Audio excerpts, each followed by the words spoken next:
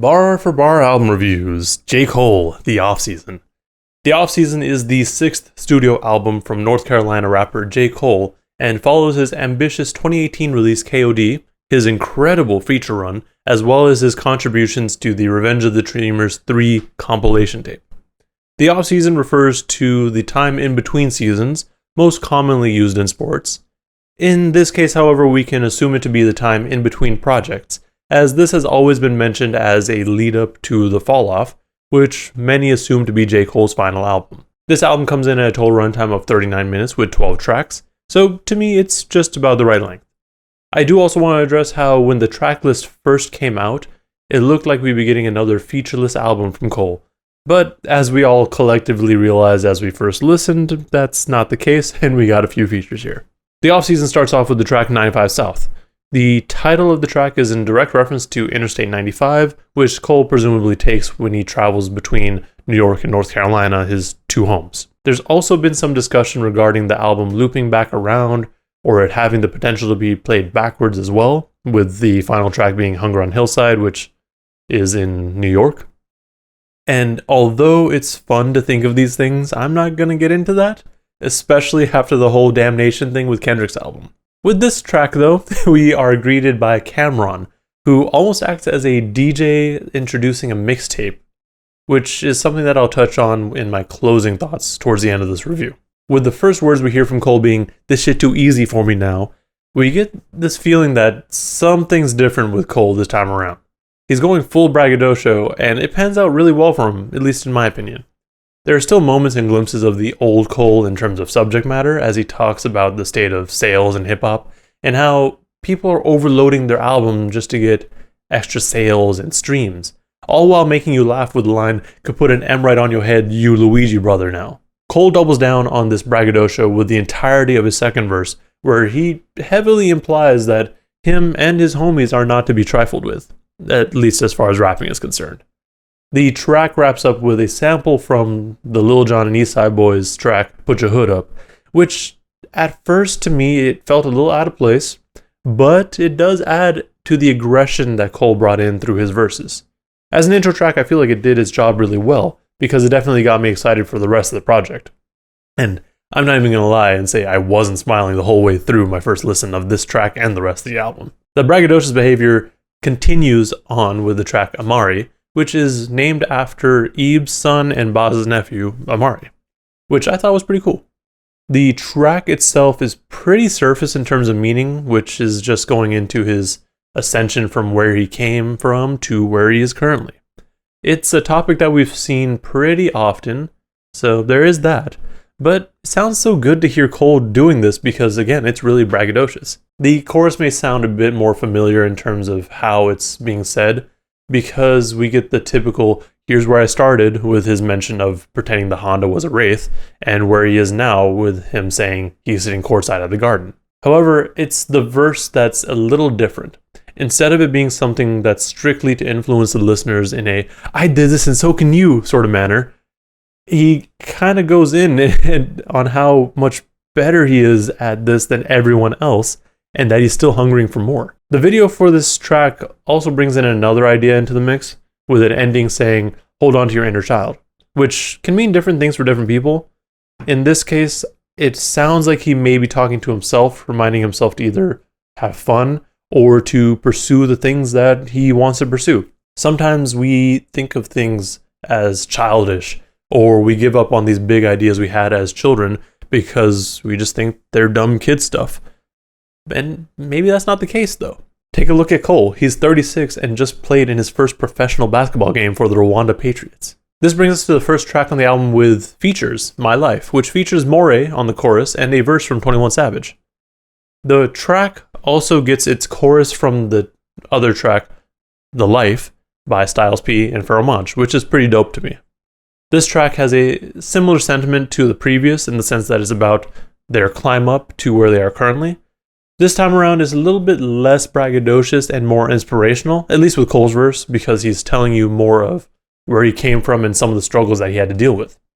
The track almost sounds like it'd be something you'd hear on a newer rapper's album, at least from the message that it's trying to convey.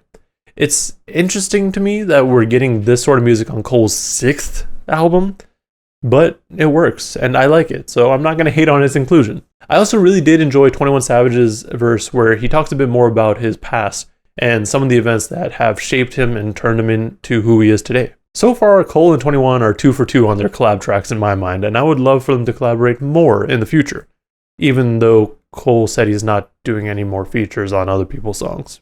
Next, we have Applying Pressure, which has Cole applying pressure primarily via his skill, but he's also applying pressure to those who, I guess, are just fake or brag about having money and other luxury items when in reality they're broke. He does the latter more to let them know that you can still rap about being broke and be dope, citing himself as a reference to his mixtape days, where that's kind of what he talked about. We even get that a little bit on Born Sinner's Voluminati, where he mentions how Beyonce told him she wants to get the new Bugatti, knowing that it's probably worth more than what Cole was at that time, which, I mean, he even says. Sometimes that's all you need to sound more personable, but you do you.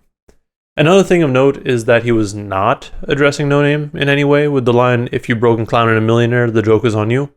Just something I wanted to mention because I saw a lot of people talking about this line out of context. Even if you look at the line leading up to it, and he keeps your pocket empty, so just focus on you, it's more likely that he's addressing others who hate on people with money just due to jealousy and envy. Now, with that out of the way, the rest of the track is cool. I like his outlook on rappers rapping about being broke because it just, it really just does sound more genuine. However, that's a whole nother can of worms to get into because it seems like the general consensus is that, normal listeners don't care about what rappers actually have as long as it sounds cool. Another random thing of note with this track is that the production reminded me, at least at the beginning, of something that I'd hear on a Logic album with all the lasers at the beginning of it. But that's not necessarily a bad thing. Punch the Clock is the shortest track on the album, and I think that's intentional. The track starts off with a snippet from an interview with Damian Lillard after a 61-point game, in which he says, "I ain't come here to waste my time," which, given how short the song is, makes sense. The track is entirely about the work that Cole's put in, as well as the things that he's avoided by putting in the time, like possibly getting shot. It's kind of funny. This track feels more like an interlude than the actual interlude track itself, since Cole only has one verse, and it's a fairly short one at that. The track outros with another snippet from Dame that really explains the meaning, or I guess purpose, of the offseason, which is to put in the time and hone your craft. It's not easy to do that during the regular season because you're playing. So in the time where you don't have to worry about games or having to perform at your peak at all times, why not practice? This end snippet from Dame really goes well into the next song, 100 Mil. This track is, again, straightforward with its message, which is that Cole's made 100 mil and he's still grinding. The reason I said that the Dame snippet flowed well into this is that the beat has this whistle blowing, almost as if Cole's at basketball practice. That combined with the intro saying, "How come he ain't entered his prime, still getting better after all this time," really reinforces the idea of the offseason, where again, you should be putting in the time to practice, assuming this is something that you want to do. It's like he knew that when he dropped this project, people were going to be asking that question, which I guess all comes down to how much work he's put in since the last time we heard from him. I know when we got his feature run, everyone was just blown away that Cole could rap like that, so it could be in reference to that as well. The track also does have Boz as a credited feature, and I believe his primary contribution is the background vocals as well as the chorus. He's also on a couple of the other tracks, and I really like what he's done there. Also, I do know that not everyone is here for that sort of auto-tune singing that we get at the top and a little bit throughout the track, but I kind of like it. I don't think this is going to be one of those tracks that I necessarily return to frequently just because of the subject matter, but in context of the album, I enjoy it, and I have yet to reach for the next track button. Just past the halfway point, we have Pride is the Devil, which brings us another surprise verse, this time from Lil Baby. This track tackles the negative effects of having too much pride, or I guess pride that exceeds the reasonable limits. It's good to be proud of yourself, but not to the point where you're conceited or narcissistic, at least in my mind. It's definitely one of those things that's hard to balance for most people, and sounds like something that Cole himself has had to deal with in his life, as well, just to the point that he feels uncomfortable whenever someone says that they're proud of him. It's like he's noticed and acknowledged all these prideful people in his life and the thing that happens to them when pride gets the best of him. And his response was basically to just shun his own pride and just get rid of it. One of the highlights with this track is how Lil Baby came in. The transition is just really smooth, and he brings in a pretty solid verse of his own where he addresses his pride directly. In his case, it sounds like he was pretty prideful early on and realized it. I mean, in his words, all my pride gone, had to lose it all, then I got rich. It's almost analogous to killing the ego. Once you get rid of it, things get better and you improve as a person. Or you can. At least that's what I think he's getting at. The track also uses the same sample as Amine's track Can't Decide, which makes sense because they're both produced by T-, but just something to make note of. Let Go of My Hand is one of the first tracks that I felt everyone was talking about when the album first came out. And this is almost entirely due to J. Cole alluding to this altercation between him and Diddy, which everyone's already talked about, so I'm not going to get into. It's funny, though, that he brings up Diddy and how his veil of ignorance has been lifted over his time in the rap game, presumably regarding how the game works and not how Diddy handles his royalties with other artists and all that nonsense. And then he chooses to include a prayer from Diddy at the end. The overall idea of this song is more so about some of the self-doubt that he has regarding his career and being a father. In the song, he mentions how he's become his own biggest critic, but wants to return to the times where he was his own biggest fan. This inclusion makes sense because, as some of you may know, leading up to the release of this project, Cole mentioned that his confidence is at an all-time high. So it could be that he's returning to that feeling of being his own biggest fan again. Also, in the track, he makes mention of how he wants to prepare his son for what the world may have in store for him as he grows up, which makes a lot of sense. One other line that I want to point out that some people might gloss over is shit don't always connect as soon as you press play. With music and just new experiences in general, we often have this expectation that we'll know how we feel about it right away. However, that's not always the case, and sometimes it takes a little while for things to click. So maybe return to things that you might not have liked in the past and don't dismiss it entirely. If it doesn't work out, don't hate on it, just say it wasn't for you. This track also does feature Boz and Black, both of whom did a fantastic job. This brings us to Interlude.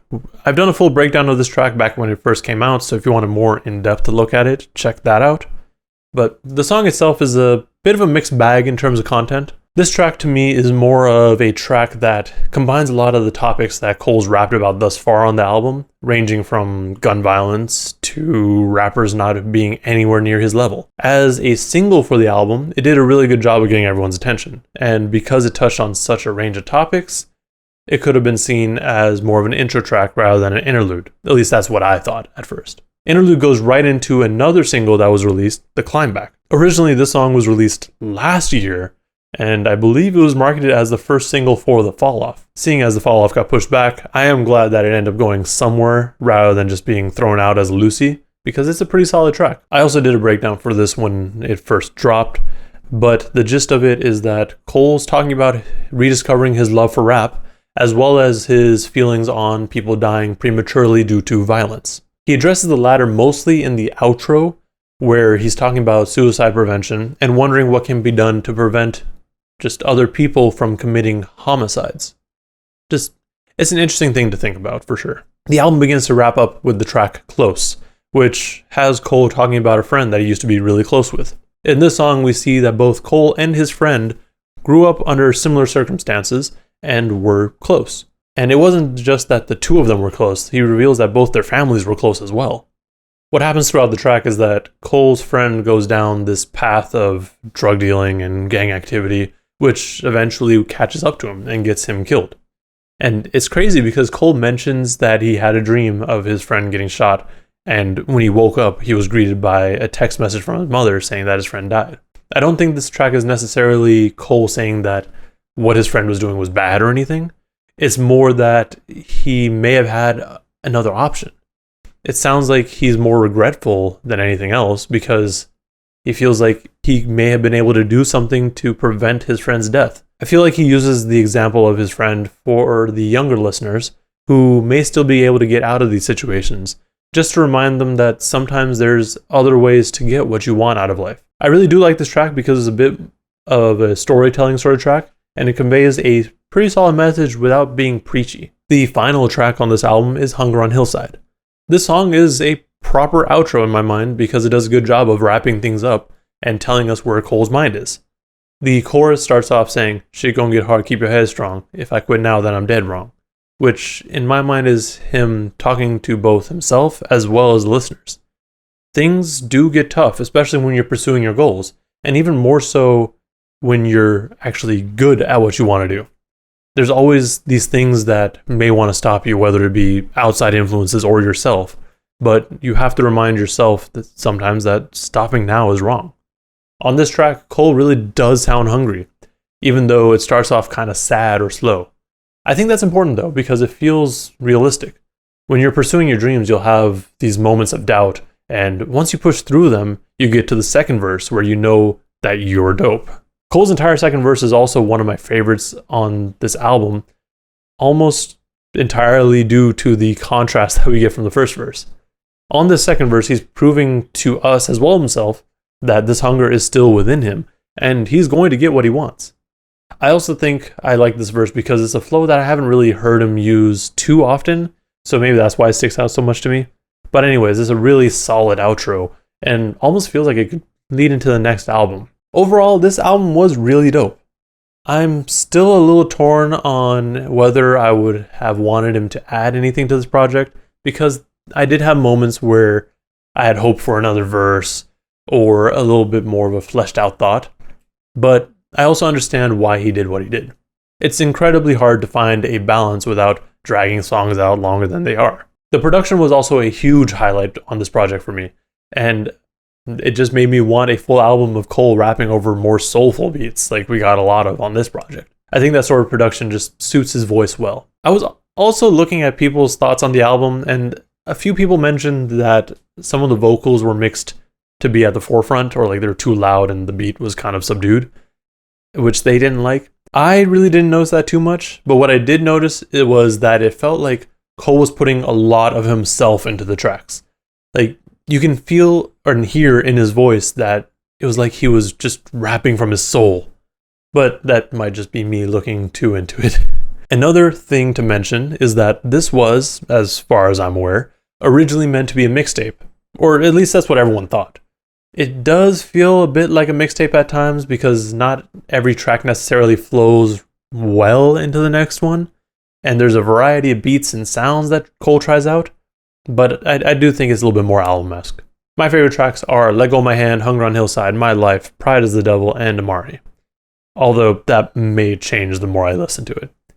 This is one of those albums that I've had on repeat pretty much since it released, and the only others that have done the same this year, so far at least, have been Tyron, Kells is Dead, and The Hour Crisis. So it's safe to assume that it's going to be on my mid-year top album list, if not my album of the year list this year. I look forward to whatever is to come next from Cole, which seems like it's going to be It's a Boy, but we'll have to wait and see. I also wouldn't be too surprised if we get another project from Dreamville, like just one of the Dreamville artists in the meantime, because I know Earth Gang's got something cooking up with Ghetto Gods, I know Kaz is working, Ari, and Lute's been mentioning stuff, Omen, like they're all working, so I wouldn't be surprised if we hear from one of them first. That's all I have for this review. Let me know in the comments below what you thought of this album, as well as what your favorite tracks are, and what you think we can get on the next Cole album. Also remember to like and subscribe if you want to see more reviews and content like this. Thank you for watching, and please stay safe out there.